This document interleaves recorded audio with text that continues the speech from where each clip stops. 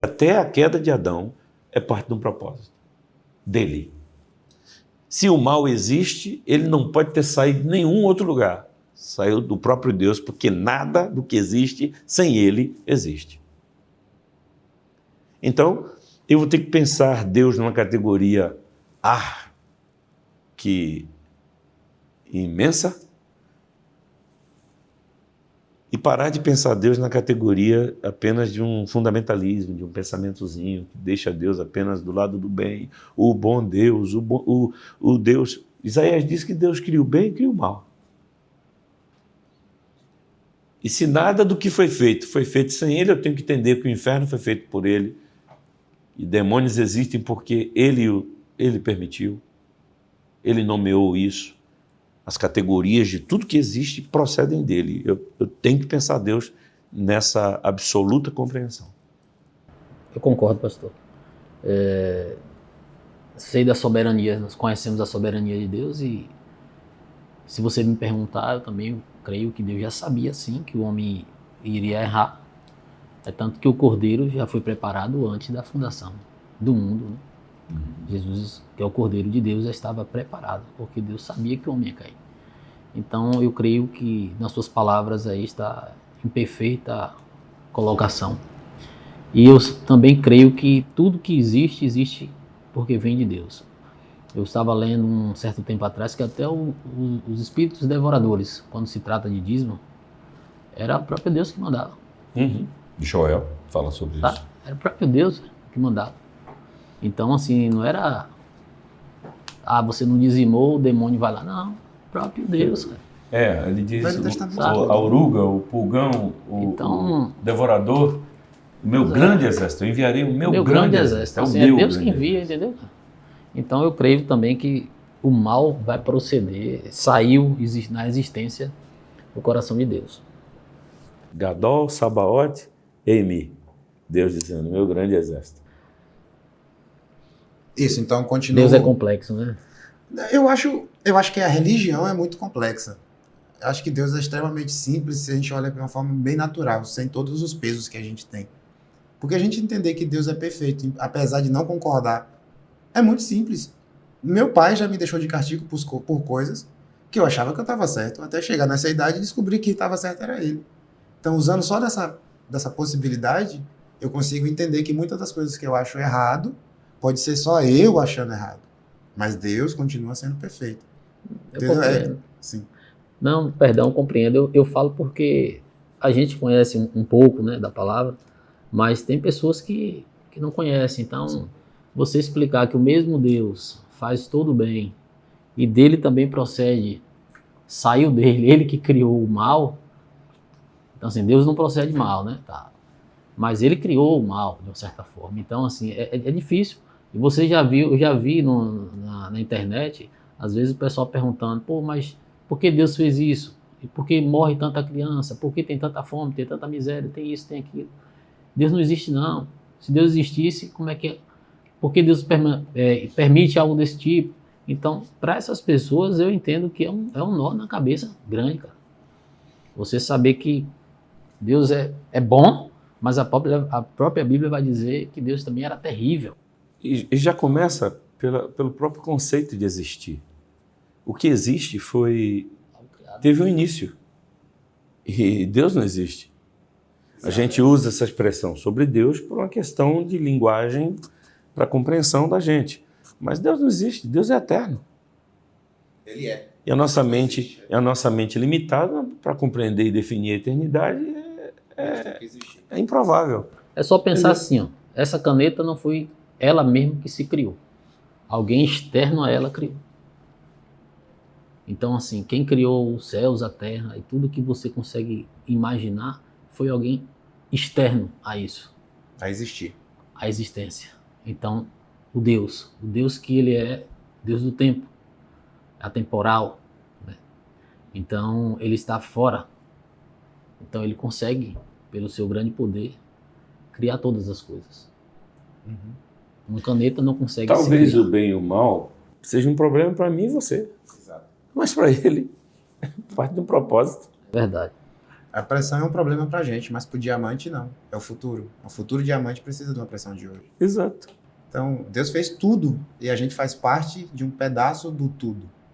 Então, a gente vai achar coisa ruim mesmo nessa pequena parte que a gente vai participar. E tudo que ele fez talvez seja apenas um cisco diante da imensidão que ele é. Digamos que sejamos, tudo que ele fez seja uma laguna diante do oceano. E ele é. Eu vi uma explicação que talvez eu não consiga falar muito bem agora, mas um cientista ele explicando a diferença da posição da gente em 3D contra um mundo que fosse 2D. Não sei se você consegue entender. Então, o 2D ele não tem altura, não tem profundidade, tem só essa letra que ela está em 2D. Então, só é aquilo ali. Então, é como se Deus pisasse no chão e a gente achasse que Deus é simplesmente um pedaço do pé que tocou no chão. E a gente tenta definir Deus todo como... E a gente só tem referência do pisar do sapato dele no chão. Então, essa é a diferença do 2D pro 3D. Então, eu pisar no chão e alguém me dizer quem eu sou, o que é que eu gosto, como é que eu faço, só tirando disso. Então, é como a gente, enquanto ser humano, tentar definir Deus baseado no mínimo que a gente tem e a gente humaniza Deus demais. Deus não gosta, Deus odeia, Deus não sei o quê. São todos sentimentos humanos que a gente tenta direcionar. É um pensamento meu. Não, está correto. Até a gente porque... tenta direcionar para Deus para entender Ele. Até porque, Isma, a Bíblia apresenta Deus em categorias de antropopatismo, antropomorfismo. Eu explico. Antropopatia tem a ver com os sentimentos humanos dados a Deus. Deus se ira, Deus se alegra, Deus sorri, Deus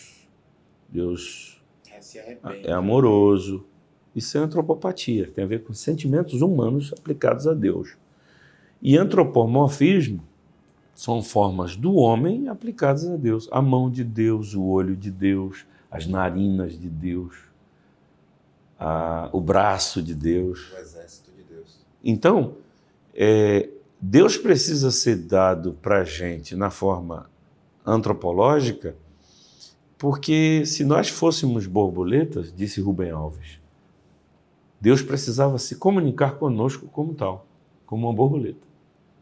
Porque nós não o entenderíamos na linguagem humana se fôssemos borboletas. Então, continuaria estranho para nós. Então, Deus, para se fazer conhecido, desceu à forma humana. Ontem eu disse que no primeiro Adão, Deus cria o homem à sua imagem e semelhança. Cristo pinta Adão vendo o retrato de Deus. O Adão é o retrato de Deus. Cristo está olhando para Deus. Mas quando Deus vai fazer Cristo, ele inverte. Agora é um Deus que está sendo pintado na forma humana em Cristo. E o Verbo se fez carne e habitou entre nós. Logos eterno se fez carne e habitou entre nós. Se em Adão Deus faz o homem à sua imagem e semelhança, em Cristo Deus é feito à imagem e semelhança do homem. Essa é a grandeza do Evangelho, é o côncavo e o convexo. Então, nós não poderíamos entender Deus se estivéssemos falando numa linguagem de alienígenas. Então, Deus desceu tanto que desceu ao nível da linguagem antropológica para se fazer entender. Jesus disse, eu estou falando das coisas terrenas, você não está entendendo quando eu começar a falar das celestiais, babau. E a gente, baseado aqui, a gente é forçado a ver tudo limitado ao certo, ao bem e o mal. Exato. Então Deus tem que se apresentar dessa forma. E chega a ser quase que um maniqueísmo, é um conceito teológico do primeiro, acho que do quarto ou quinto século da igreja, o maniqueu, que acreditava no bem e no mal, tudo está vinculado a ou é bem ou é mal, entre essas duas teses, né? Essas duas fronteiras. E, na verdade, me permita a construção da linguagem do Yin Yang, que é um conceito chinês, é aquele símbolo que é uma parte preta e tem uma bola branca, e uma parte branca que tem uma bola preta, para dizer assim, você encontra o mal no bem e você encontra o bem no mal. Então, tem uma mistura, essa separação, essa díade que a gente quer fazer, ela nem sempre se coloca na forma maniqueísta no mundo. Eu posso dar exemplos. Como é que Deus torna Cristo pecado por nós? Se Cristo é o bem. Como é que Deus cria o inferno? Se Ele é amor. Que amor é esse que não poupa o seu próprio filho? Que amor é esse que destrói a casa de Jó? No nível em que ela foi destruída. Autorizou o diabo a fazer alguma coisa tão negativa, tão ruim. E, na verdade, Jó nunca reconheceu que foi Satanás que fez aquilo. Jó sempre disse, Deus me deu, Deus tomou. O Senhor fez. Eu sei que tudo pode. E tem um dado momento, eu não sei o versículo agora, posso citar depois, que Jó chama Deus de seu Ra-Satã. Jó chama Deus de o seu adversário. Ele é meu adversário. Ainda que ele me mate, nele eu esperarei. Então, essa linha maniqueísta de que ou é o bem ou é o mal, isso aí, até os evangelhos desconstroem isso.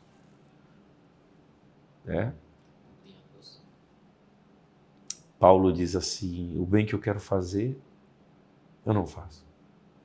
Mas o mal que eu não quero é esse que eu estou fazendo. Quem me livrará do corpo dessa morte, dessa ambiguidade?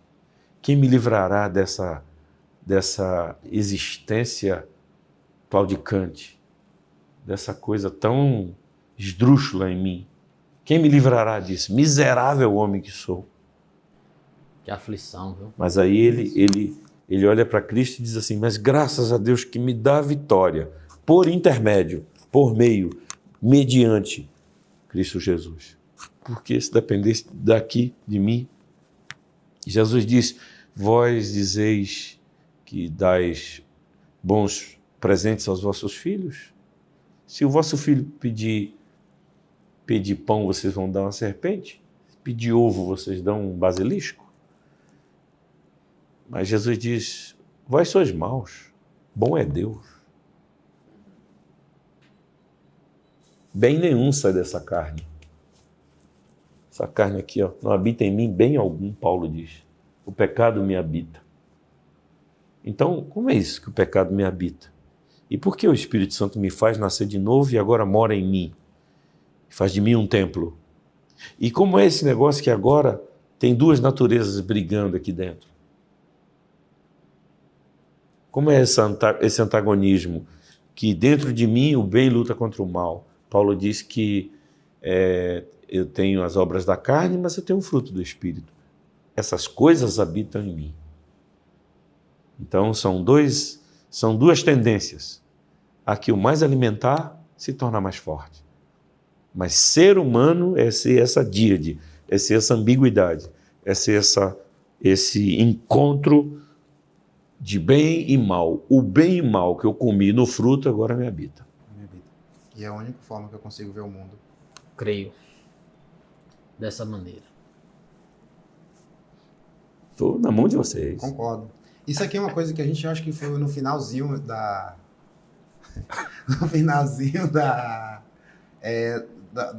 do nosso último encontro. E agora está aqui. Gênesis 3, 20... Não, isso aqui já foi. 3, 22, versículo 22 a 24. E agora, para que não estenda a mão e tome também da árvore da vida, o Senhor lançou fora do jardim.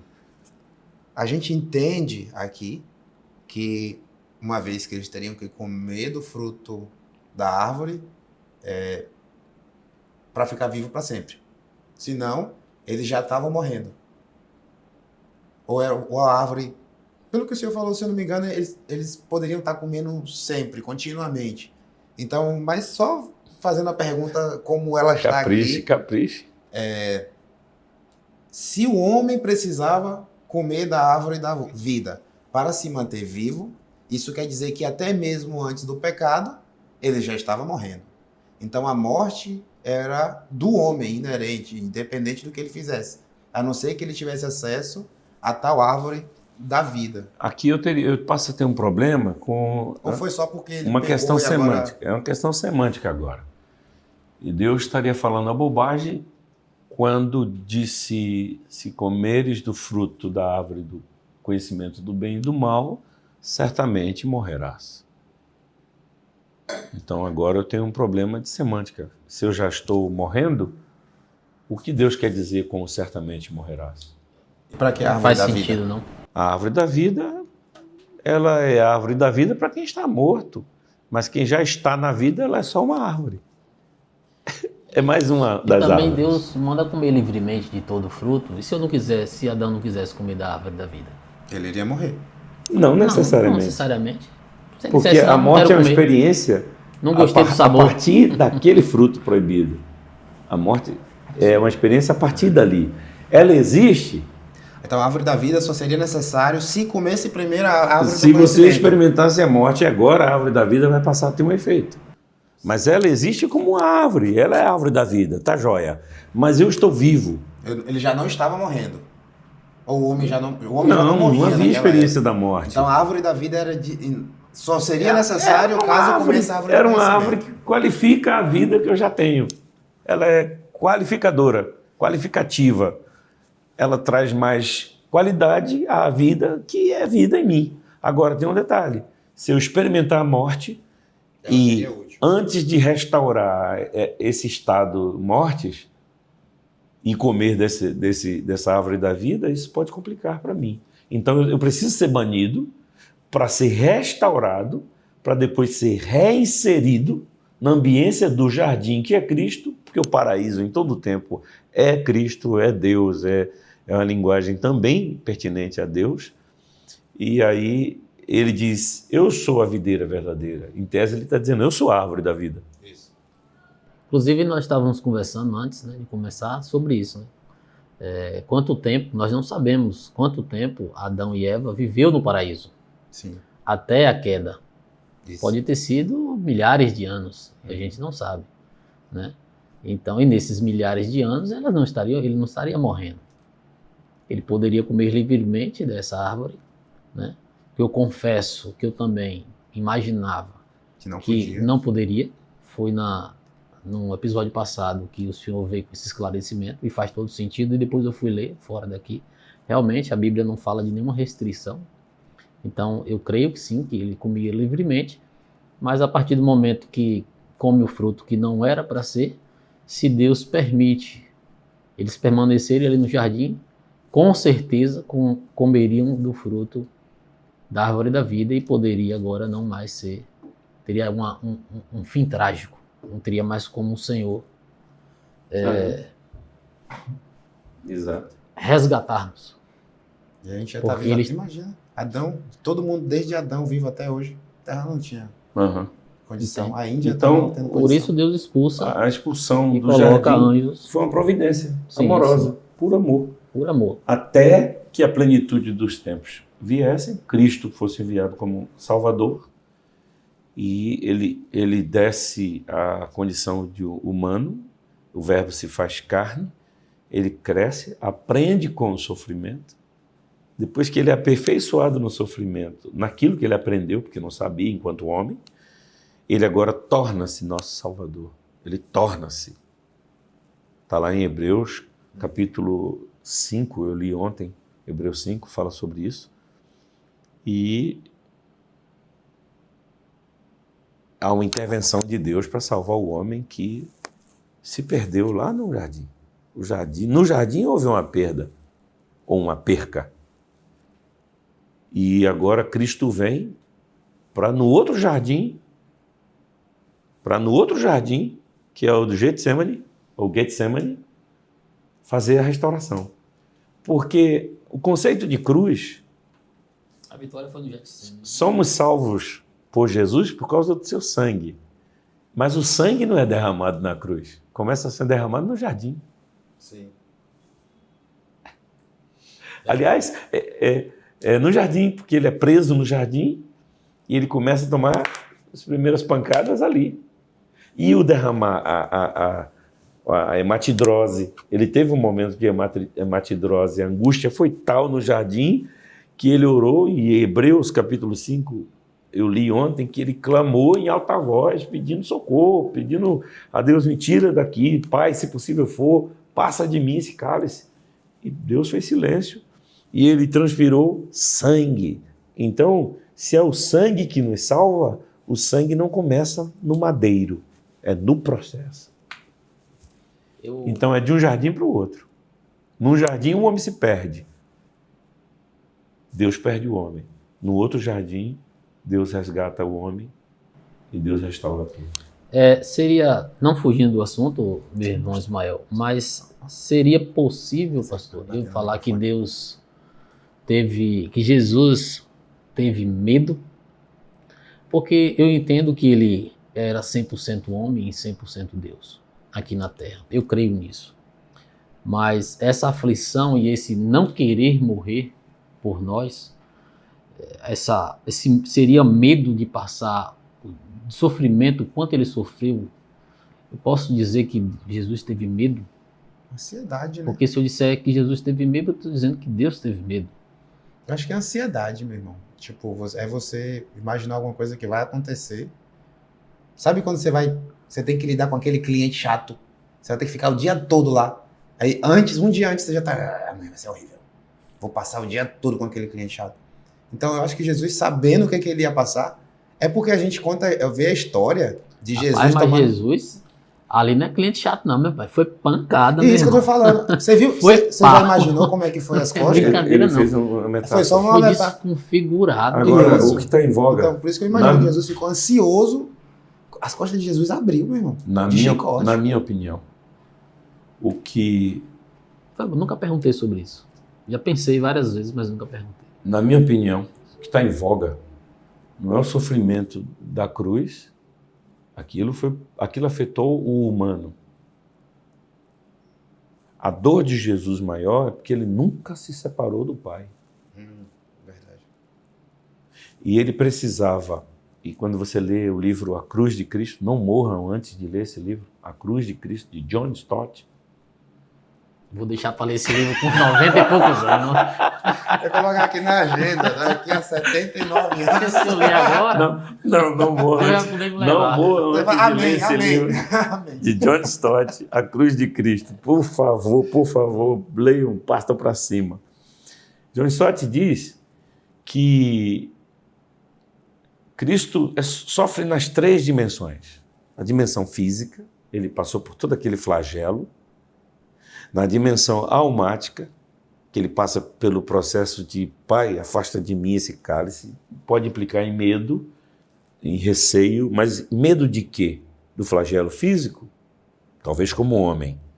Mas o maior medo, se eu posso dizer assim, sobre Cristo, é que ele vai ter que romper com a fonte da qual ele nunca se havia separado. Isso é verdade.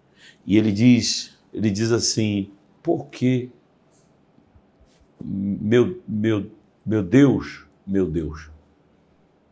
para que me desamparaste? No hebraico está para quê? Nunca foi por quê. Não é uma pergunta de por quê. É para que me desamparaste? Então, peraí, que desamparo é esse? É porque ele vai precisar descer agora lá no mundo espiritual, ele vai precisar descer ao inferno. Ele se fez pecado, né? Que se torna essa separação. Isso. E ele desce ao inferno para sofrer a pena eterna. Antes de qualquer um inaugurar o inferno, quem inaugura é Jesus. Para sofrer a pena eterna. A pena que o Satanás vai pagar no final, que quem for seu seguidor vai sofrer lá atrás. Cristo sofreu antes, ele é a primícia, inclusive, no inferno. Deus pune ele. O juiz é essa, a justiça é essa. Deus se agradou de moê-lo. Moê-lo fisicamente, moê-lo almaticamente e espiritualmente. Ele sofre a pena eterna. Isso é a morte. A Bíblia diz que quem ressuscita Jesus é o Espírito Santo. O Espírito Santo ressuscita Jesus. Deus deu a ordem. Traz o meu filho de volta. O Espírito Santo vai lá e... A palavra ressuscitar significa suscitar, colocar em pé outra vez. Levantar outra vez. Ele ressuscitou. No que ressuscita, ele volta para o mesmo corpo. Ele não voltou, ele não migrou para outro corpo. Não houve uma transmigração de corpo. Ele volta para o mesmo corpo, com as mesmas marcas, com as cicatrizes. É claro que o corpo de Cristo, aquele corpo primeiro, foi todo esfolado, todo rasgado. Mas agora ele recebe aquele corpo glorificado. Perfeito. Ele não volta com outro corpo. Não é um magma, não é uma energia. Não. Em Lucas, capítulo 24, ele diz assim para os discípulos, depois da ressurreição: vocês estão cogitando que eu sou um fantasma? Porventura, fantasma tem carne e osso? Toquem aqui em mim. Quando ele manda tocar, ele está dizendo, eu estou dando a probabilidade para vocês, eu estou dando a prova, inconteste, da ressurreição. Vejam as marcas, os pés, do lado. Então quer dizer que aquele corpo teve sinais e cicatrizes? Claro, é o mesmo corpo. Agora, é o mesmo sendo outro. Porque no caminho de Emaús, os dois discípulos, Cleopas e eu esqueço o nome do outro, estão andando, conversando com ele, mas não o reconhecem. Maria, no jardim, encontra com ele, pensa que ele é o jardineiro, o hortelão. Senhor, você sabe, roubaram o corpo do Senhor, você sabe onde puseram? O Senhor viu algum movimento? Maria. Aí ela reconheceu pela única forma de chamar. Os de Emaús reconheceu no partir do pão. Mas Tomé precisou reconhecer tocando do meu lado, do lado. Toca aqui. Veja que sou eu mesmo. Então, Jesus desce às partes mais baixas. Paulo diz aos Efésios. Ele desceu às partes mais baixas, levou consigo o cativeiro. Ele pegou todo mundo que estava no seio de Abraão e levou. Ele deixou a galera que estava lá do mal no lugar mal, esperando a condenação. Não estão condenados ainda. Ali só está no lugar de espera. Aí é outra dúvida. Agora, Mas vou deixar o senhor terminar.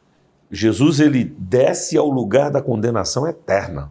Sofre ele, em primeira instância, essa condenação, torna-se nosso Salvador, e agora ele diz assim, a rejeição do Filho de Deus é que vai fazer com que pessoas sejam lançadas no inferno, porque não creram no Filho de Deus, rejeitaram o Filho de Deus. Qual é a sua dúvida? É uma dúvida da seguinte forma: quando Jesus ele prega na cidade dos mortos e leva aquele povo que estava em cativo, ele leva consigo, ele vai lá pregar, tá? Aí tá escrito, aí tem duas linhas, né? Aonde ele pode ir dizer assim, olha, eu sou quem vocês estavam esperando, quem vocês estavam duvidando, sou eu. Vocês não creram em mim, mas eu estou aqui. E levou aquela galera do bem. Essa é uma linha de raciocínio. Seio de Abraão. Só que eu creio na outra linha de raciocínio. Qual?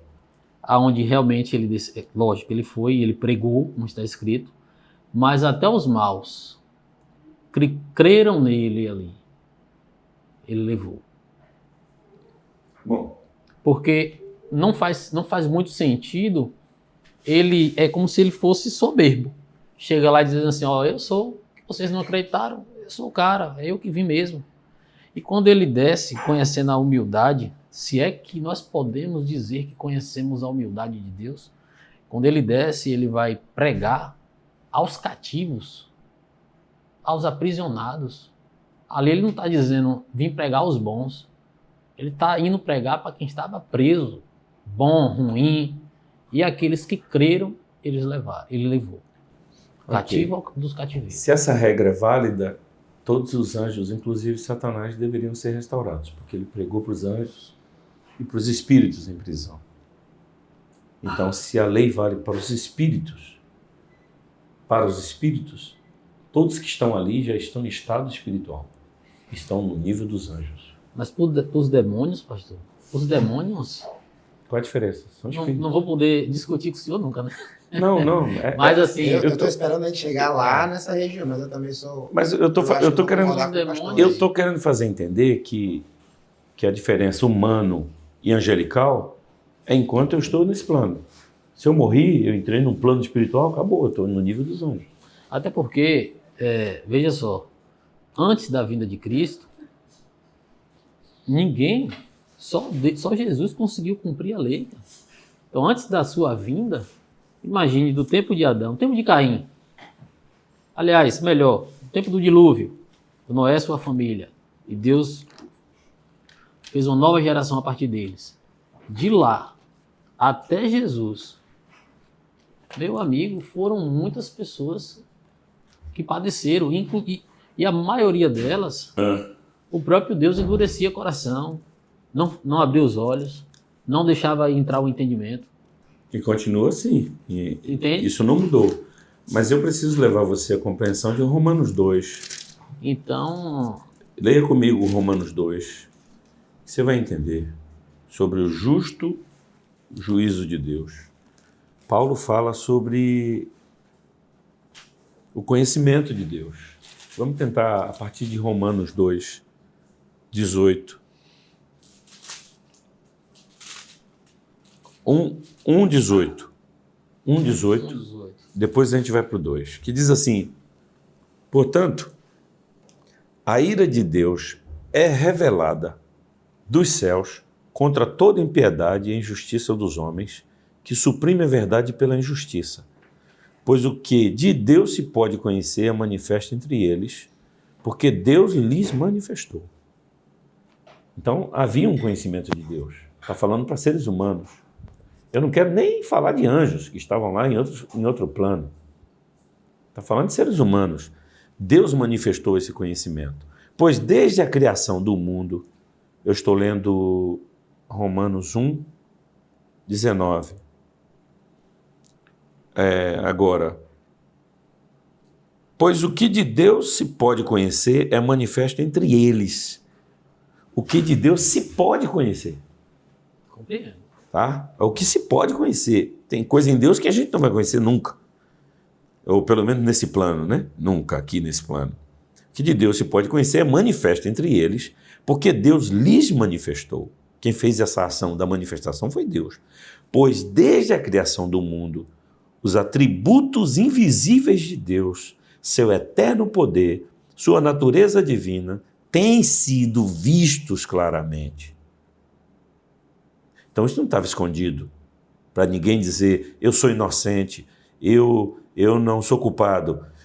Aí Paulo prossegue dizendo, sendo compreendidos esses atributos, esse poder, esses dons invisíveis de Deus, sendo compreendidos por meio das coisas criadas, de forma que tais homens são indesculpáveis. Não tem desculpa.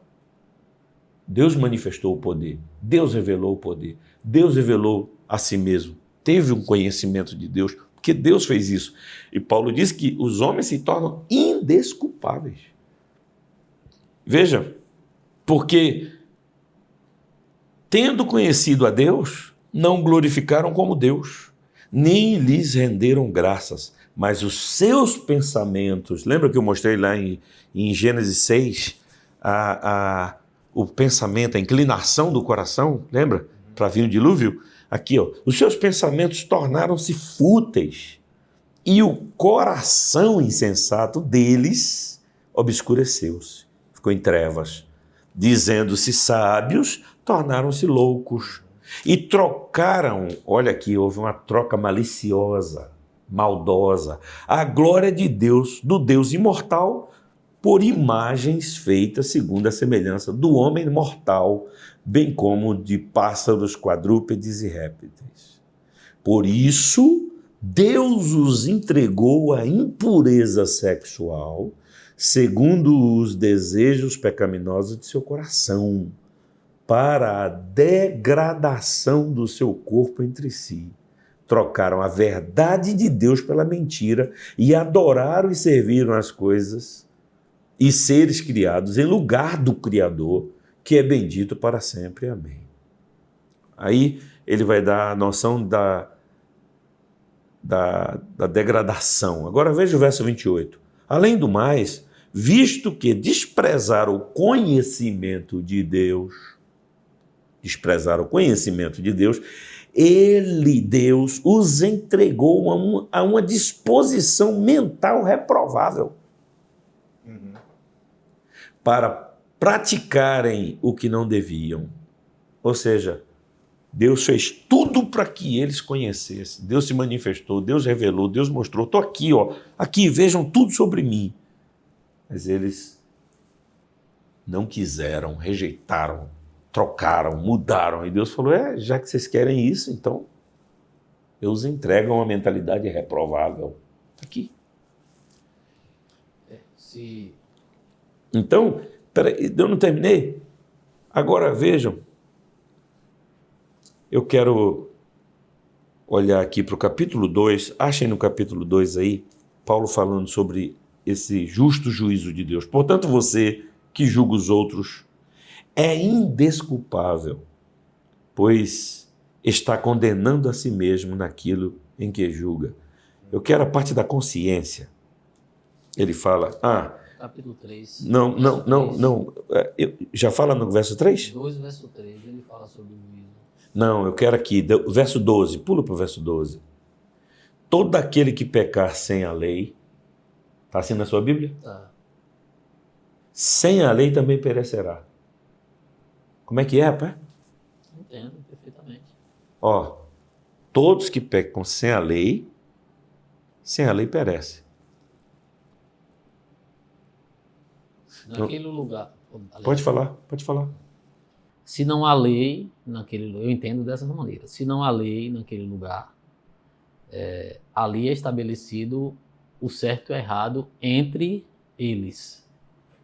Então, se entre eles disser que beber água está errado, então logo, se eu bebo água, eu vou estar cometendo um erro. E naquele dia, eu vou ser julgado por esse copo de Pela água. lei daquele contexto, a lei do ethos, a lei dos princípios morais que Deus colocou na consciência. E agora eu prossigo. E todo aquele que pecar sob a lei, tem os que pecam sem a lei e tem os que pecam sob a lei. Pela lei será julgado. Porque não são os que ouvem a lei que são justos aos olhos de Deus. Espera aí, como é que é? Quer dizer que quem ouve a lei não são eles que são justos? Não. Vou ler de novo. Porque não são os que ouvem a lei que são justos aos olhos de Deus, mas os que obedecem à lei. Estes serão declarados justos. De fato, quando os gentios que não têm a lei praticam naturalmente o que ela ordena, tornam-se lei para si mesmos, embora não possuam a lei.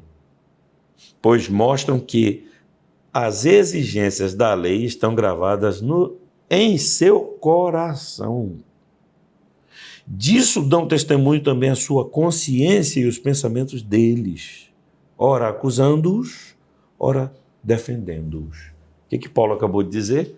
Que eu tenho uma consciência que mesmo que eu não tenha o conhecimento da lei, eu posso praticar aqui, nesse lugar que não tem a lei, coisas da lei, porque Deus colocou uma lei, o que está ali, enquanto lei de Deus no decálogo, não matarás, não roubarás, Deus colocou na consciência de todo homem em todo lugar.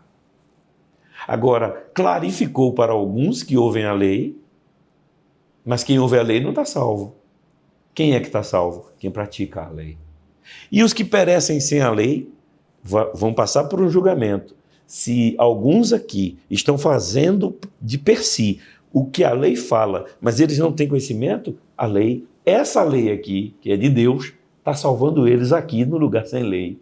Compreendo perfeitamente. Compreende? Por causa da lei da consciência. Isso é profundo demais. Nos lugares que ainda não se ouviram falar de Jesus. Então o critério é Cristo. Porque a lei, o fim da lei é Cristo. Fim como? Cristo no sentido da finalidade da lei é Cristo. A finalidade da lei é Cristo. O fim da lei é Cristo. Mas Cristo também é o encerramento da lei. Porque depois que ele faz o sacrifício perfeito, a lei perde sua objetividade, porque ela encaminhou tudo para ele.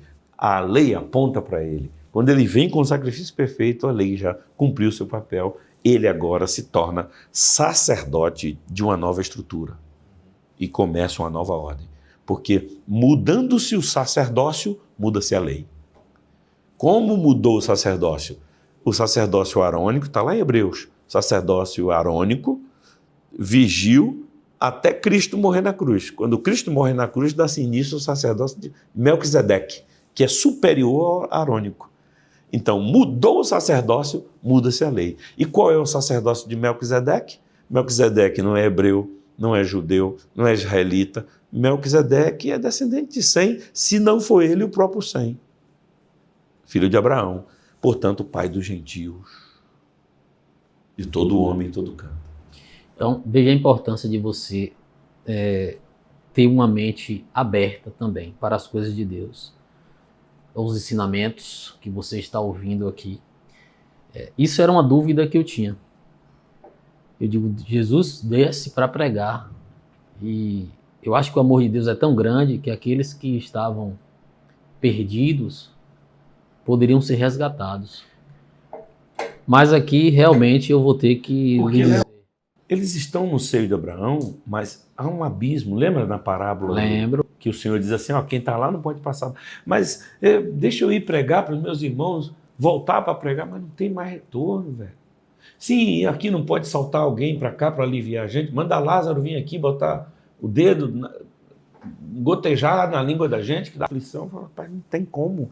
Nem ninguém passa daí, um lugar mais alto, outro mais baixo. Nem ninguém desce daqui para aí, nem daqui para cá, nem ninguém sai daí para fora. Mas essa passagem aqui que o senhor leu agora esclareceu a minha mente e eu realmente reconheço que a dúvida não é mais pertinente, não. Porque existia, aqui ficou claro, existia um manifestar de Deus e Deus se fez conhecê-lo. E eles não quiseram, eles optaram por outros deuses. E, portanto, se tornaram indesculpáveis, inexcusáveis. Aqui tem humano corruptível, as aves, os quadrúpedes, os répteis, adoravam todo tipo de E além de das imagem. bestialidades que faziam. Então eles recusaram, né, Deus e adoraram esse tipo de imagens aqui. Então ficou claro para mim, pastor. Eu agradeço, viu? Aqui é uma dúvida. Então veja a importância de você nos acompanhar.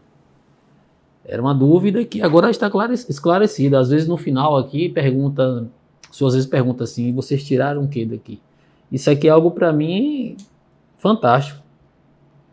Porque eu poderia bater na tecla com alguém aqui, mas agora ficou claro. Quem morreu sem Cristo... Se a gente tiver a chance de estudar Romanos, Já a gente foi, né? volta a debulhar isso aí. E Romanos esclarece para a gente a questão. Aqui para mim ficou claro, viu? Mas sim, é uma sugestão. A gente vai estudar todos os livros da Bíblia. Que Deus nos dê essa possibilidade. Eu quero muito, porque a gente aprende muita... Acho que muita gente não lê a Bíblia. Ele ouve pregações. Quando você ouve pregações, você deixa muitas conexões. Então tem perguntas simples que uma pessoa que vai para uma escola dominical sabe responder. A gente vai fazer aqui, mas é para gente que às vezes se afastou da Bíblia, se afastou da igreja porque alguém fez uma pergunta para ele simples como que essa é tudo verdade, se Caim e Abel eram os filhos de Adão e Eva, mas Caim fugiu para não sei aonde, como é que ele fugiu? É tudo mentira, entendeu? Uhum. Então a gente está trazendo hoje aqui perguntas simples para poder desmentir besteira. E as coisas complexas também.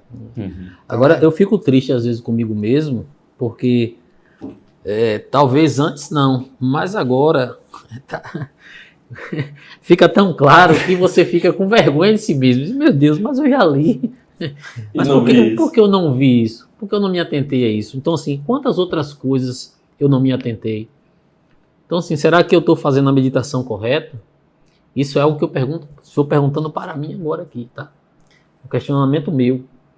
Então, imagine, eu tenho essa preocupação. Agora, imagine quem você acabou de citar, Ismael, que não lê a palavra, porque diz que crê em Deus, e Deus deixa aqui um manual. olha, você crê em mim? Pronto, aqui está o meu manual de vida. Só leia. O que tiver aqui, pratique. Aí o cara nunca abre a Bíblia para nada. Não lê nada. E ele diz, não, eu sou bom, meu coração é bom, eu não faço mal a ninguém não, Deus está comigo. E acha que é só aquilo é suficiente. Não sabendo ele que tem muita coisa. E até gente que está dentro da Bíblia mesmo. Porque a Bíblia fala que naquele dia as pessoas vão falar, mas em seu nome eu fiz isso. E Deus, eu não te conheço. Eu acho que uma pessoa que está fazendo besteira, ela chega diante de Deus, ela não vai ficar assustada que Deus está mandando ela para o inferno. Acho que quem vai ficar assustado é a pessoa que acha que está fazendo a coisa certa. E vai descobrir que não.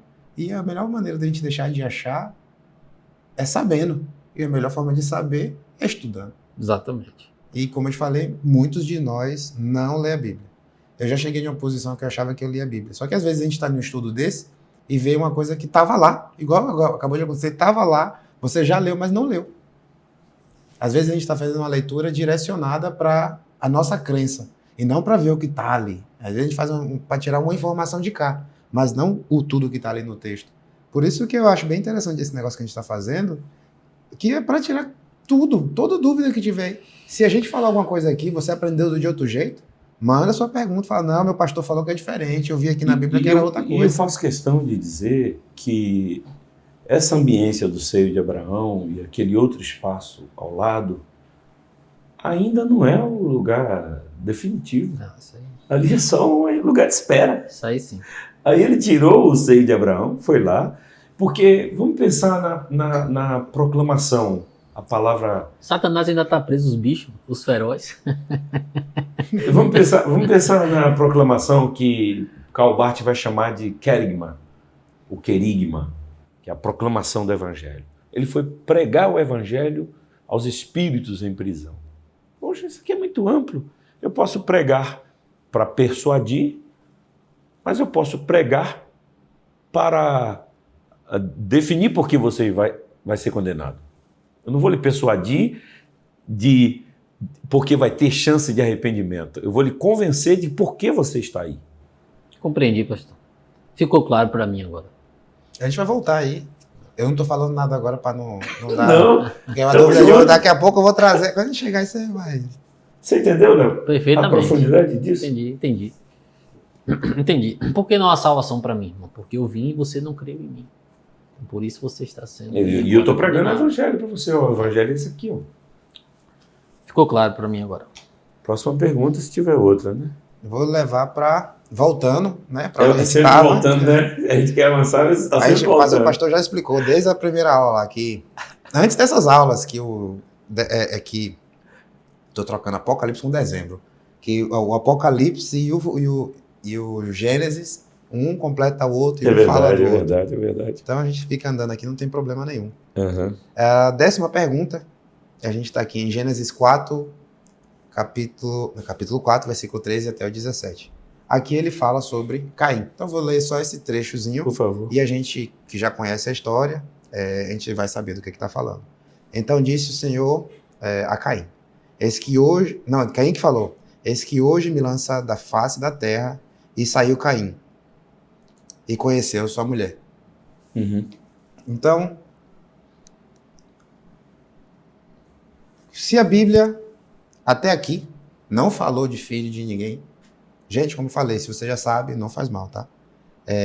Não falou de filho de ninguém. De repente, tem Caim e Abel, Caim mata Abel, e Caim está com medo de alguém em algum lugar. Caim também conhece a sua esposa. Tem 3 perguntas aqui. Primeiro, se até aqui só tinha eles, quem são essas pessoas? Quem é essa mulher que ele vai se unir? Outra coisa, se essas pessoas, ele ficou com medo das pessoas ficarem sabendo de um crime dele. A gente entende que antigamente não tinha rede social, até sei lá, 10, 20, 50 anos atrás as pessoas faziam um crime em Feira de Santana, ia para Salvador, ninguém sabia. Então, como que essas pessoas ficariam sabendo do crime dele, sendo que ele estava indo para uma terra bem longe? E, já que ele ia encontrar com esse povo, será que existia um povo crescendo em paralelo à história de Adão e Eva? Eu tenho para mim que aquela tese que a gente discutiu na outra mesa, que Léo apontou já aqui nesse debate, sobre a possibilidade de filhos antes do pecado, ela é real. Só que a Bíblia não está apresentando não é apresentada para a gente cronologicamente. Hein? Eu já disse isso. Ela não tem a intenção de mostrar cronologicamente como foi que tudo aconteceu. Ela está dentro de propósitos temáticos, como o Evangelho de João. Os evangelhos têm por característica mostrar o nascimento, o crescimento de Jesus, toda uma biografia de Jesus. Marcos fez isso, Mateus copiou isso de Marcos, Marcos é o primeiro evangelho, e Lucas também faz isso. Mas João não, João começa lá. No princípio era o verbo. Já transhumaniza. Sim. Né? Já Tira Jesus da dimensão do biográfico, do humano, daqui, e leva para a gente para lá, para um antes. Não, ele é o Filho de Deus, ele era antes de todas as coisas. Ó, nada do que foi feito sem ele se fez. Lascou, peraí, rapaz. A gente está discutindo aqui a encarnação, ele nasceu em Belém, como é que história é essa? João não tem a proposta biográfica. Marcos quer apresentar o servo do Senhor, é temático também, mesmo com toda essa biografia concatenada, o objetivo de Marcos é mostrar o servo do Senhor, é Bed Yavé. O objetivo de Mateus é mostrar o rei, o Messias. O Messias de Israel. O objetivo de Lucas é mostrar o homem Jesus, o ser humano Jesus. Compreendo. E João quer mostrar quem? A divindade, a face divina de Jesus. Ele é o Filho de Deus. Então, o objetivo não é apresentar cronologicamente. E tanto que João diz assim, ó, se nós fôssemos descrever tudo que Jesus fez, não tinha papel e caneta que desse conta. Ora, se só Jesus, no episódio de 33 anos, não tem papel e caneta para dar conta, vem lá de Adão arrastando para cá. Então, eu acho que isso responde, de certo modo, que é possível que Adão e Eva tivessem tido filhos e filhas, porque está escrito que eles tiveram filhos e filhas, na experiência anterior ao pecado. E por que a ênfase do pecado e Caim e Abel? Para dizer, ó, começou aqui, ó, matiza aqui essa história. Esses são os filhos para onde, pecado. E para onde que Caim e Abel estão indo? Ora, para os filhos de Adão, não tem outra conversa. Então Caim se casou com uma prima distante. Parente seu. Hoje em dia, não foi você que falou que sua avó casou com um primo? Foi você que falou? A minha avó é casada com um primo dela. Se isso aconteceu, Mas os judeus da Idade Média hoje, para cá, isso era muito comum. Imagine lá para trás, meu irmão. A Bíblia está farta de exemplo. Por exemplo, eu falo de Isaac e Sara, Isaac, Abraão e Sara. Uhum. Eles não eram irmãos? Meio irmãos? Uhum. E Isaac e Rebeca eram primos. Jacó e Raquel eram primos. Uhum. Ló tem Ali tudo era família. 2 filhos das filhas. Esse aí já foi condenável, né? Os outros eram normais. Não necessariamente, porque a linguagem do condenável é bem posterior à experiência. Por que elas então embebedaram o pai? Será que não era porque tipo, ele não ia aceitar de forma consciente? Talvez, elas eram, acho que talvez elas já a gente falou da lei da consciência aqui, cara. A lei da consciência não opera a partir do mundo moderno. A lei da consciência sempre existiu. Talvez antes, E até bem ele antes. ofereceu Né? assim, Elas estavam numa ambiência apocalíptica, de caos. Falou, olha, papai vai morrer, não sobrou homem mais nenhum, porque o mundico delas era Sodoma e Gomorra. Deus destruiu tudo, só tem papai. O que a gente vai fazer? E depois ela... Papai morre, a gente fica aqui só nós duas. Então vamos dar um jeito, encher a cara dele. Tem uma questão moral aí? Tem, por causa da consciência. Mas tem uma questão legal em pauta? Não sei dizer. Ela fez até pelo bem, ela não fez por mal, ela fez pelo bem. Não me né? recordo do texto ter mencionado nada no sentido jurídico a esse respeito. Mas isso não quer dizer que eles viviam numa sociedade que não tivesse procedimento jurídico. Tanto é que quando os homens de Sodoma e Gomorra queriam pegar os anjos para manterem relações sexuais, Ló falou, não façam isso, Pega as filhas. por causa da lei da hospitalidade. Não, então minhas filhas aqui, vocês não vão fazer isso com essas pessoas que eu estou hospedando. Então, não é uma sociedade sem lei, porque Deus manifestou o que é dele, os atributos dele, a todo homem em todo lugar. Agora, não existia essa cobrança e essa organização jurídica como existe em nossos dias. Então, com quem Caim se casou? Parente dela. Parente. Eu creio Não sei em que nível, mas parente. Então, levando realmente aquela teoria que Léo estava falando também, que os filhos de Adão e Eva foi quando Deus falou, vai e multiplica, e Caim e Abel são os filhos pós-pecado. Lembrando que tudo isso aqui é uma teoria, Teoria, sim. é hipotético. Mas a gente não pode provar nada disso. E a Bíblia também não caminha pelo caminho da probabilidade. A Bíblia caminha pelo caminho da fiducialidade, pelo caminho da fé.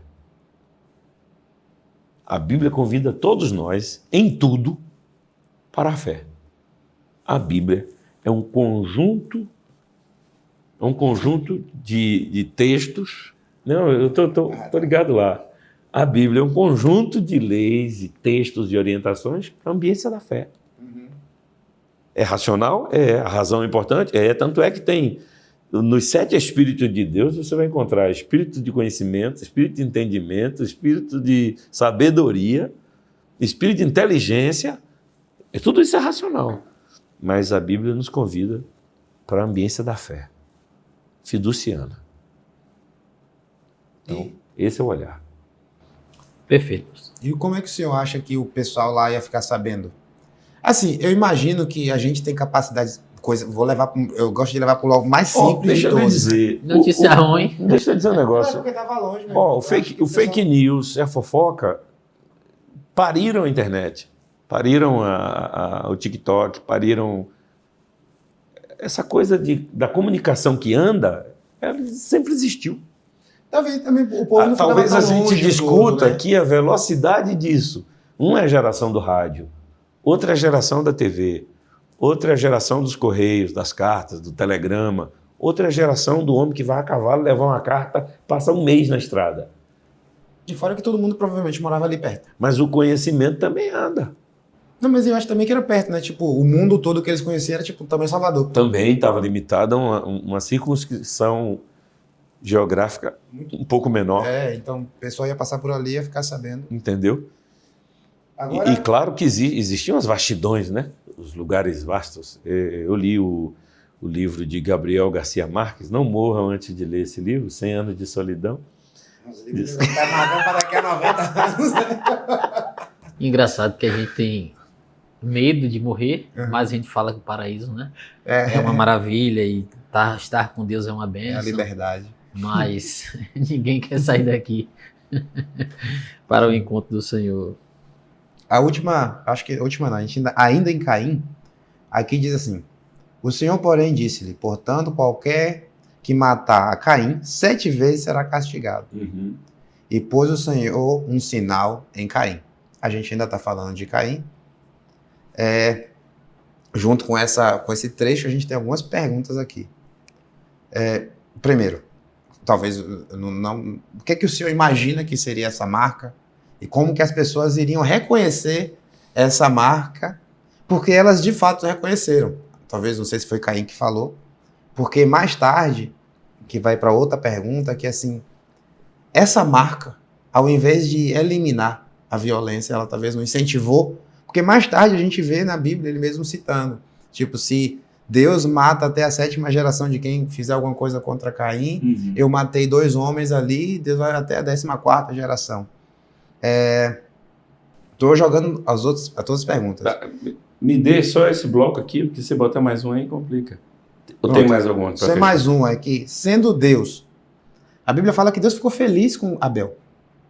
Deus ficou feliz com Abel. Por que, em vez de proteger Abel, ele foi conversar com Caim?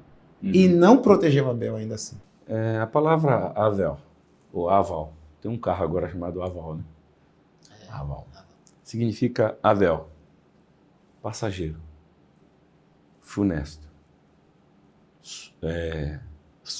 sopro, vento ligeiro, fumaça, temporário. O nome de Abel é uma profecia sobre a sua própria vida. Esse vai ser um conto ligeiro. Observe. Deus amou a Abel. Abel é uma tipificação de Cristo. Como Deus achou a Davi. Davi é Cristo. Abel é Cristo. Jacó, o bichinho de Jacó. Jacó é Cristo. Tudo faz ponte para Cristo. Então, tem um propósito fiduciano em tudo isso. Fiduciano por fé. Entenda por fé. Compreendo. Tem um propósito de fé em tudo isso. Então, a gente está tratando de um indivíduo que existiu? Sim. Vamos lá. Pensar a marca de Caim. Caim matou seu irmão. O irmão já tinha uma profecia dizendo que ele seria breve. Então, aquilo já estava pré-visto. Pré-posto. Abel seria um fragmento, um estalar de dedo. Aí, Caim, seu irmão, o que mata, ele tem muitos irmãos, a gente já acabou de discutir isso. Ele diz assim, Deus, o que eu fiz aqui vai ganhar notoriedade. Então, esqueçam essa lógica de que Caim agora ficou sozinho, porque morreu Abel, só tinha eles dois, e agora que invenção é essa? A gente já superou essa discussão aqui. Não dá mais, não cabe mais. Tá? Então, Deus, o que eu fiz aqui, todo mundo já está sabendo, pelo menos da região. Está sabendo. Eu matei meu irmão. E tem perdão para o meu pecado? A pergunta de Caim é, e eu tenho que pagar por isso mesmo? Não tem uma saída para mim? Tem, para você tem.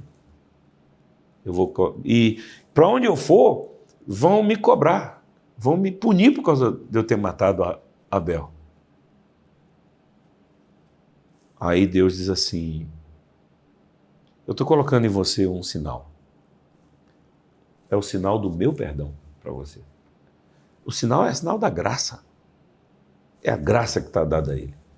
Porque quem vir, se alguém vir esse sinal em você, não vai tocar em você. Porque a minha graça o acompanha.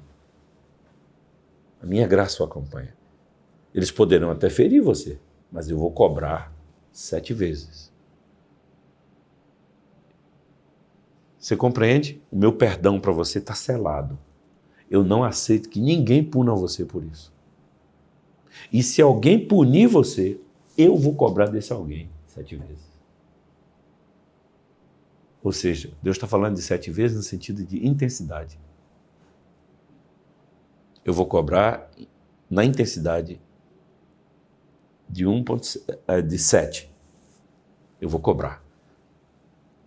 E a marca é da minha graça. A minha graça vai com você. Só que, como Deus perdoou Davi, que deveria ter sido morto por causa do pecado de matar Urias, Batseba, de feito aquela bagunça toda, Deus o perdoou, ele deveria morrer.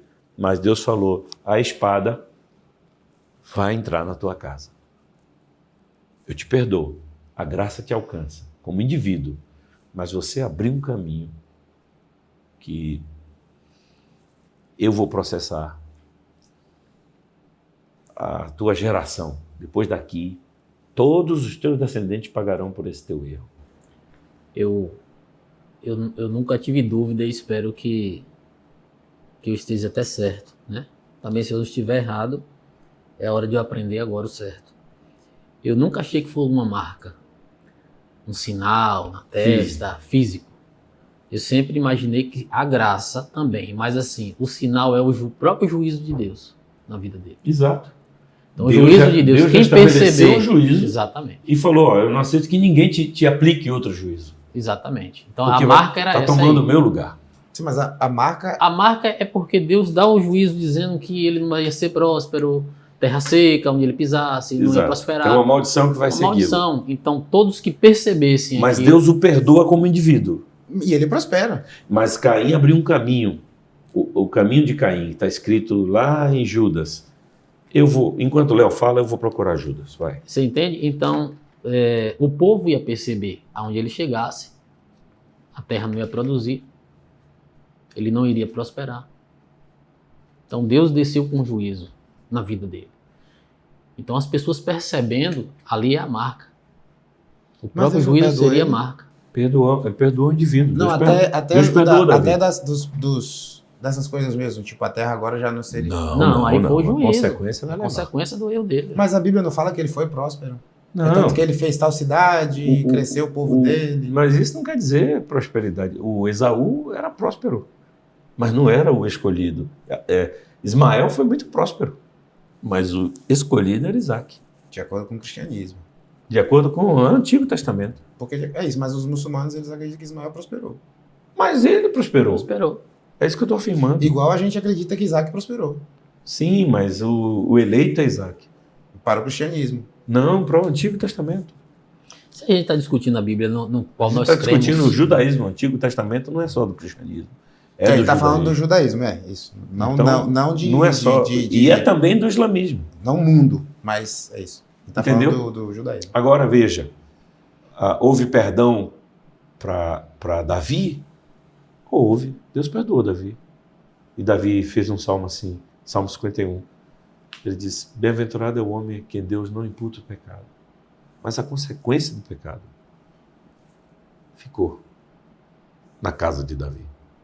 Eu vou ler um texto para vocês aqui. Judas, a epístola de Judas antes de Apocalipse. Acho lá. Salmo 32 também fala sobre isso. Romanos 4, 6 exato, também exato. fala sobre a imputação Então, do pecado. vou ler um texto aqui só para vocês terem uma ideia. Judas...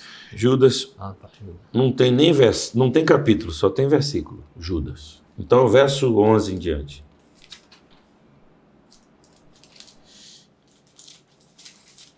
Eu vou ler a partir do 8 para vocês pegar um contexto.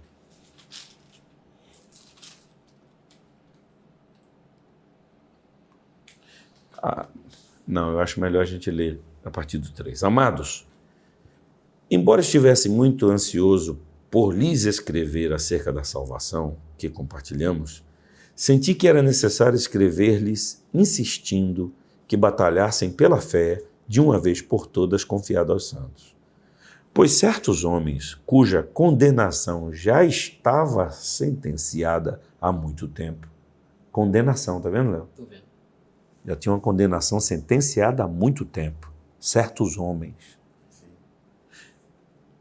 Diz assim: pois certos homens, cuja condenação já estava sentenciada há muito tempo, infiltraram-se dissimuladamente no meio de vocês. Esses são ímpios e transformam a graça de nosso Deus em libertinagem e negam Jesus Cristo, nosso único soberano e Senhor. Embora vocês já tenham conhecimento de tudo isso, quero lembrar-lhes que o Senhor libertou um povo do Egito, mas, posteriormente, destruiu os que não creram no meio desse povo, né? E quanto aos anjos, agora ele vai falar dos anjos. Olha, ele está falando de um povo, tirou do Egito para salvar, mas destruiu os que não creram, os que saíram do Egito. Agora os anjos. E quanto aos anjos que não conservaram sua posição de autoridade, mas abandonaram sua própria morada, ele os tem guardado em trevas. Quem está falando isso é Judas. Esses caras estão guardados em trevas ainda. Está falando de que demônios? Demônios, anjos, é. Presos com correntes eternas. O que são correntes eternas, amigo? Está preso até hoje. Até hoje. Um grande dia. Para o juízo do grande dia. De modo semelhante a este, Sodoma e Gomorra e as cidades em redor se entregaram à imoralidade e a relações sexuais antinaturais. Romanos 1, que a gente estava lendo. Estando sob o castigo do fogo eterno, elas servem de exemplo. Sodoma e Gomorra, viu? Da mesma forma, estes sonhadores contaminam o próprio corpo, rejeitam as autoridades e difamam os seres celestiais. Contudo, nem mesmo o arcanjo Miguel, quando estava disputando com o diabo acerca do corpo de Moisés, ousou fazer acusação injuriosa contra ele, mas disse: o Senhor o repreenda. Todavia, estes tais difamam tudo o que não entendem, e as coisas que entendem por instinto, como animais irracionais, nessas mesmas coisas se corrompem. Ai deles, pois seguiram o caminho de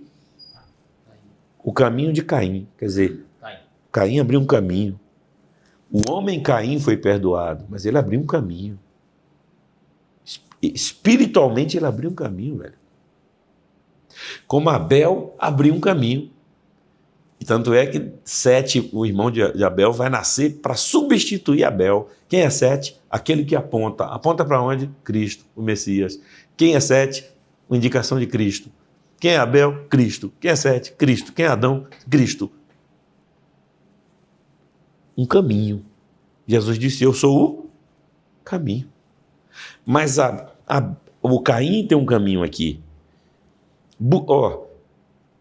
Pois seguiram o caminho de Caim, que não é o caminho de Cristo, buscando o lucro, caíram no erro de Balaão, ou seja, é outro caminho. Balaão é pai de um caminho, que é a grana. Caim mata o irmão, é um caminho, assassino. E a Bíblia diz, em João 2,15, que aquele que odeia seu irmão é assassino. Se você odiar Léo, você é assassino. Está escrito. Esse é o caminho de Caim. E agora está dizendo, foram destruídos na rebelião de Corá. Rebelião. Quem é o pai do caminho da rebelião? Corá. Aquele cara que Deus abriu a terra, Moisés falou assim, se eles morrerem aí de forma natural, eu quero é prova. E Deus rasgou a família dele, tudo que era deles desceu direto para o inferno, meu irmão. No sentido de inferno, no sentido de lugar dos mortos, tá? Hades, lugar dos mortos. Não o lugar da pena eterna, porque quem inaugura esse lugar é Cristo. E eu expliquei isso antes. Então, esses homens são rochas submersas nas festas de fraternidade que vocês fazem, comendo com vocês de maneira desonrosa. São pastores que só cuidam de si mesmos. Você está vendo aí, Léo? Você está vendo? Pastores que só cuidam de si mesmos. São nuvens sem água, impelidas pelo vento, árvores de outono, sem frutos, 2 vezes mortas, arrancadas pela raiz. São ondas bravias do mar, espumando seus próprios atos vergonhosos. Estrelas errantes para as quais estão reservadas para sempre as mais densas trevas. Então, eu trouxe a gente para esse texto para dizer assim, Deus perdoou o indivíduo Caim, botou uma marca da graça nele, que pode ter sido um juízo também. A graça não nega a justiça de Deus. A justiça de Deus é seguida da sua graça. Quando Deus mata Cristo, o juízo e a justiça de Deus está ali. Mas você também não pode negar que ali está a graça. No mesmo lugar que está o juízo, a graça é expandida. Onde abundou o pecado, superabundou a graça. Me fiz claro? Perfeitamente. Então, eu não sei se porventura eu não contemplei alguma resposta, me fale, porque eu gostaria de clarear. Deixa eu só pontuar elas de novo. A primeira pergunta é como as pessoas saberiam que era uma marca, também como as pessoas saberiam o que significa essa marca. Eu imagino que Caim tinha que contar. E por marca, me permita citar aqui agora, o Êxodo 13. Dá uma olhada lá em Êxodo 13. Fala sobre a marca na mão direita e a marca na testa. Lembra que em Apocalipse a marca da besta vai ser posta na mão direita e o chip, né? O chip, a marca da besta vai ser posta na mão direita e na testa, é a marca do primogênito. Acha aí, Léo, lê aí para mim. Seria a marca da Êxodo iniciação 13. e É. pensamento? Pode ser? Fala da consagração dos primogênitos. Sim, lê para mim, lê para a gente aqui. Pronto. E o Senhor disse a Moisés: consagre-me todo primogênito, todo primeiro que sair do ventre de sua mãe, entre os israelitas, tanto de homens quanto de animais, é meu. Moisés disse ao povo: lembra-se deste dia, o dia em que vocês saíram do Egito, da casa da servidão, pois com mão forte o Senhor os tirou de lá. Portanto, não comam pão feitos com fermento. Hoje, mês de Abibe, vocês estão saindo do Egito. Esse texto mesmo, pastor? É esse mesmo. Acha aí, desça mais um pouco e acha a marca. Marca, né? Quando Todo o Senhor primogênito. os tirou da terra, Canaã. Deve ser aqui a separação do primogênito. Vê aqui. Vamos lá. Quando o Verso Senhor, 11.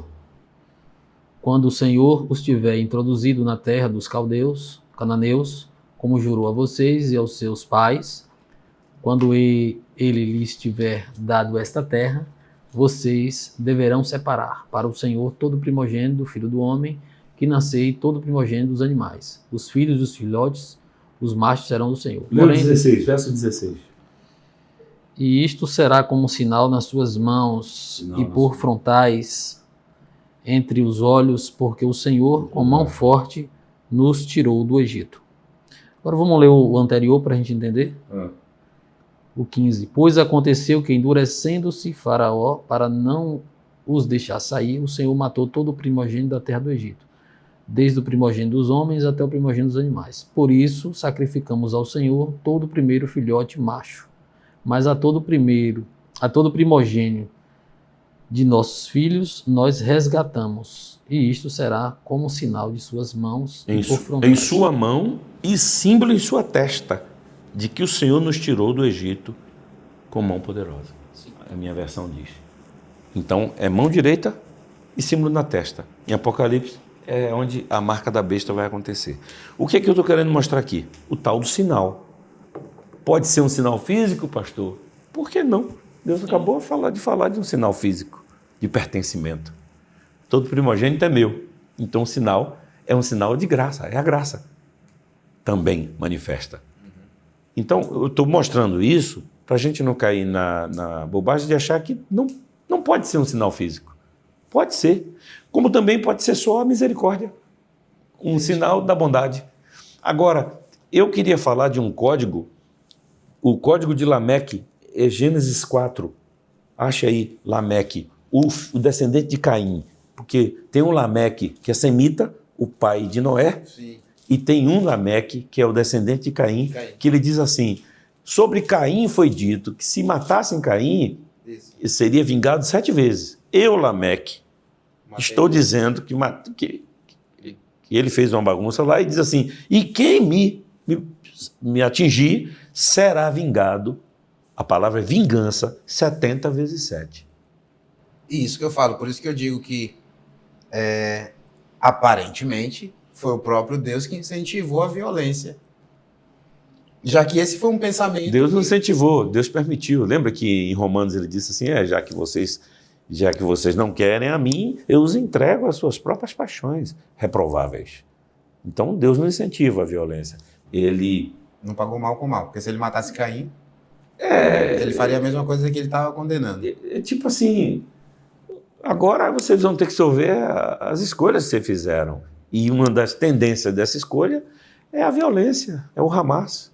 Ele abriu a porta para a violência e a violência continuou se multiplicando. Ele não abriu a porta, o homem abriu a porta. Não, é isso que eu estou falando. Agora, O homem abriu, Caim abriu a porta para a violência. agora segura a sua e ele vai galinha continuar pulando. crescendo. E aí lembre-se do código de Lameque, que é 70 vezes 7. Mas quando Pedro pergunta ao Senhor, Senhor, quantas vezes eu tenho que perdoar o meu irmão? Qual é a resposta dele? 70 vezes 7.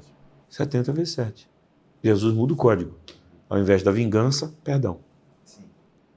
E Lameque disse às suas esposas, Ada e Zila, ouçam o que eu digo. Vocês, mulheres de Lameque, escutem o que eu passo a dizer. Matei um homem porque me feriu, e um jovem porque me machucou. Se Caim é vingado 7 vezes, Lameque será vingado 70 vezes 7. Agora, Jesus muda o código de vingança para perdão. Quantas vezes eu tenho que perdoar o meu irmão, não vingar o meu irmão? É por isso que eu digo, 70 depois vezes dessa decisão de Deus aí, o ser humano, burro, entendeu como um aval para você fazer Aval é pior. Hã? Abel. Aval é Abel. Com a liberdade para você fazer cada vez mais besteira, né? É aquela coisa, se não sei quem tá fazendo, por que eu não posso? Uhum. E a última foi que, se Deus era amigo de Abel e ficou satisfeito com Abel, por que não avisou Abel que Caim queria matar ele? Porque estava dentro do projeto e Deus não ia interferir na decisão de nenhum deles. Então é aquela, como a Bíblia fala, que o pecado vai vir, mas ai daquele de onde vier o escândalo. Caim, o pecado jaz à porta, velho. Mas cabe a você dominá-los. Domina, bicho. Domine. Senão o pecado vai dominar você. Você vai matar seu irmão, as consequências virão e você vai piorar muita coisa. Ó, ele avisou. O pecado está aí batendo tua porta. Cabe a você dominar.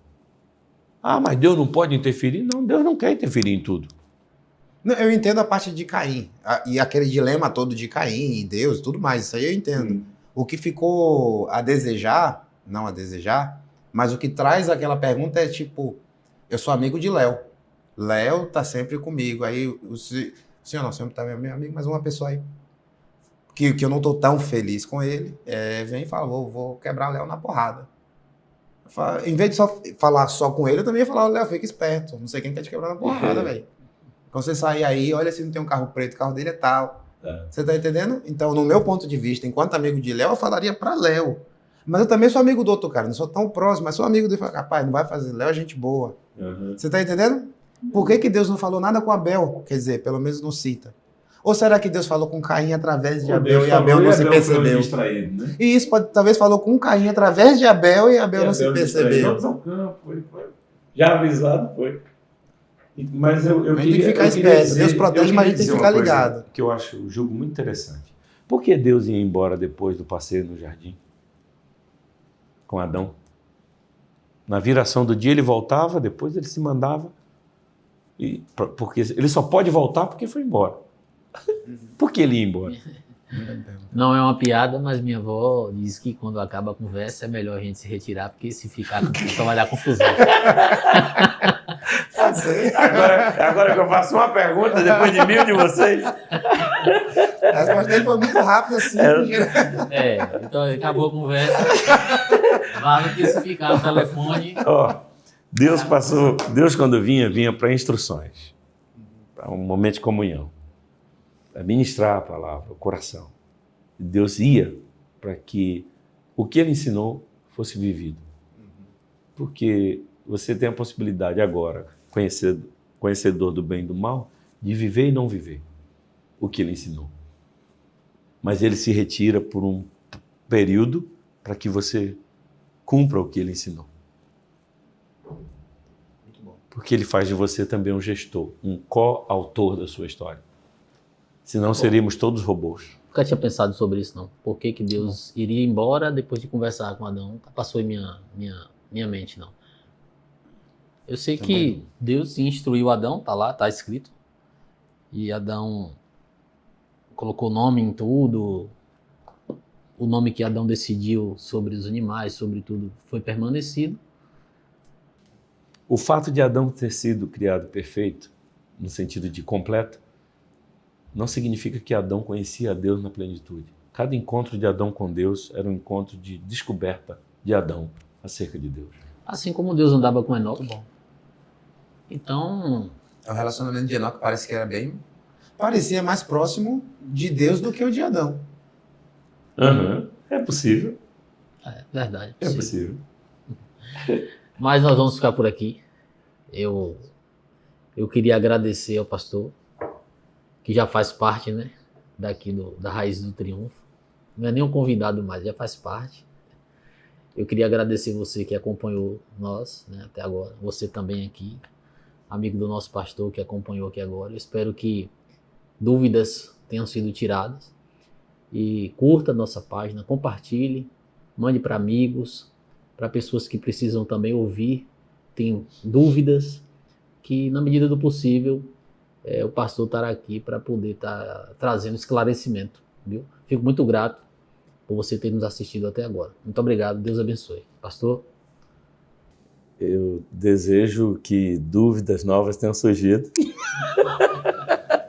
Pelo menos agora você tem respaldo para ter dúvida. Sugiro né? também que você leia os livros que a gente vai indicando aqui, porque é de uma riqueza muito grande. E eu peço desculpa se porventura alguma coisa da minha fala feriu a sua sensibilidade. A minha intenção não era essa. Eu trabalho com aquilo que eu creio e às vezes a gente se permite elucubrar e a gente está também num processo de criação, né? O teologar e o filosofar é uma coisa que não está inteira, não está fechada. Eu sei e agora pronto. Não, tem coisa que está nascendo aqui, está brotando aqui. E o conhecimento está eclodindo aqui. Então é novo, inclusive para mim que estou falando. Entendeu? Eu agradeço e boa noite a todos.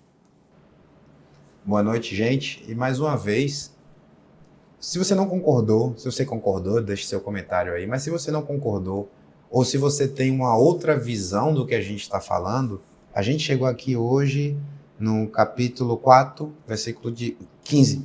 A gente parou aqui e na próxima a gente vai começar com Gênesis capítulo 5. Então, se do capítulo 1 até aqui você viu, não, ficou algumas coisas que vocês nem mesmo comentaram, pode trazer e a gente vai tentar responder. E se a gente trouxe uma versão que você não concorda ou tem uma versão, não, eu acho melhor dessa forma, eu aprendi assim, tal livro, traga também, porque, como o próprio pastor Roberto falou, a gente não está aqui fechado para defender o que a gente tem. A gente está aqui conversando para aprender mais sobre Deus e sobre esse ser que a gente serve. Então, muito obrigado por ter participado até agora. Mais uma vez, Léo, meu irmão, meu pastor, a gente fica muito feliz de estar aqui com vocês e que Deus continue te abençoando. Amém. Deus abençoe. Amém. Amém.